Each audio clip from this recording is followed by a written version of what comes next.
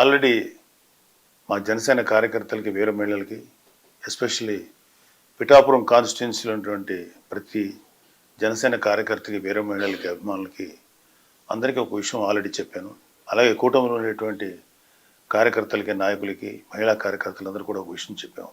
రేపు జరిగే కౌంటింగ్ ప్రక్రియలో ఎట్టి పరిస్థితుల్లోనూ సంయమనం కోల్పోకండి, కొంచెం ప్రశాంతంగా ఉండండి. విజయం కూటమిని వరించబోతుంది. సో ఓడిపోబోతున్నటువంటి వైసీపీ వాళ్ళు చేసేటువంటి కవింపు చర్యలకి మీరు ఎట్టి పరిస్థితుల్లో ప్రతిస్పందించద్దు అని చెప్పాను మీకు. కానీ రీసెంట్గా వైసీపీ నాయకుడు సజ్జల రామకృష్ణారెడ్డి వైసీపీ కార్యకర్తలను రెచ్చగొట్టే విధంగా వ్యాఖ్యలు చేయటం మేము ఖండిస్తున్నాం. పార్టీ ఏదైనా కార్యకర్తల క్షేమం కోరాలి కానీ వారిని విద్వేషాలకి విధ్వంసాలకు పాల్పడే విధంగా రెచ్చగొట్టకూడదు. అలాగే వైసీపీ నాయకులు వారు ఓడిపోతున్న విషయం జీర్ణించుకోలేకపోతున్నారు. విద్వేషాలు రెచ్చగొట్టి కార్యకర్తలను బలి చేయాలని చూస్తున్నారు. వైసీపీ కార్యకర్తలైనా ఇతర ఏ పార్టీ కార్యకర్తలైనా ఒక విషయం గమనించుకోవాలి. ఆంధ్రప్రదేశ్ రాష్ట్రంలో ప్రజలు తమ నిర్ణయాన్ని ఓట్ల రూపంలో ఎప్పుడో వెల్లడించారు. గతంలో ఎన్నడూ లేని విధంగా ప్రజలు వైసీపీపై తమ వ్యతిరేకతను ఓట్ల రూపంలో చూపించారు. తాజాగా వెలువడిన అన్ని ఎగ్జిట్ పోల్ సర్వే ఫలితాలు కూటమికి అనుకూలంగా వెలువడడం కూడా వైసీపీపై ఉన్న ప్రజాగ్రహాన్ని తెలియజేస్తున్నాయి. ఇక కౌంటింగ్ చేసి గెలుపొందిన వారిని ప్రకటించే ప్రక్రియ మాత్రమే మిగిలింది. కౌంటింగ్ రోజు ఏజెంట్లుగా హాజరయ్యే కార్యకర్తలు తమ పార్టీ అభ్యర్థికి ఎన్ని ఓట్లు పోలయ్యాయో ఓట్ల లెక్కింపు ప్రక్రియకు అనుగుణంగా ఎప్పటికప్పుడు నమోదు చేసుకుంటూ అంతిమంగా గెలుపు ఓటములు నిర్ధారించుకోవాలి. ఒకవేళ ఏవైనా సందేహాలు అనుమానాలు ఉంటే అక్కడే ఉన్న సంబంధిత ఆర్ఓకు ఫిర్యాదు చేయవచ్చు. ఘర్షణలకు దిగడం వల్ల కార్యకర్తలు వారి కుటుంబాలు ఇబ్బందులు పడతాయి తప్ప మిమ్మల్ని రెచ్చగొట్టేవారు ఎవరు మీకోసం రారు అనే వాస్తవాన్ని గుర్తించాలి.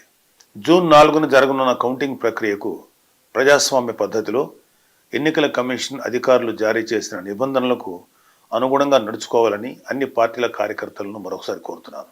వైసీపీ కార్యకర్తలు చెప్పేది ఏంటంటే దయచేసి మీరు మీ నాయకులు మిమ్మల్ని రెచ్చగొడితే దయచేసి రెచ్చిపోకండి. మీరు వైసీపీ కార్యకర్తలు, జనసేన కార్యకర్తలు, టీడీపీ కార్యకర్తలు, బీజేపీ కార్యకర్తలు ఎవరైనా ఓకే. మీరు ముందు ఒక రాజకీయ పార్టీ కార్యకర్తల కన్నా మీరు ఒక మనిషి, మీకు ఒక కుటుంబం, మీకు ఒక బాధ్యతలు ఉన్నాయి.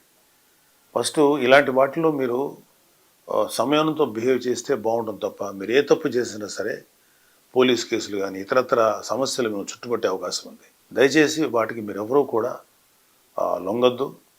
న్యాయబద్ధంగా, చట్టబద్ధంగా, ప్రజాస్వామ్యయుతంగా ఈ ఓట్ల లెక్కింపుని ప్రక్రియని మనం సంపూర్ణంగా నెరవేర్చుకుందాం. దయచేసి ఎవరూ కూడా ఆవేశాలకు లోనవద్దు. ప్రజాస్వామ్య స్పిరిట్ని మనందరం గౌరవిద్దాం.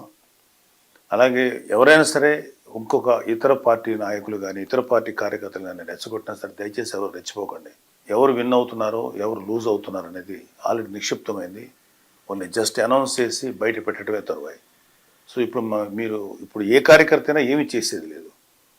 జస్ట్ హుందాగా ఏదైతే ఫలితాలు వస్తాయో వాటిని స్వీకరిద్దాం. Thank you. జై జనసేన, జై హింద్.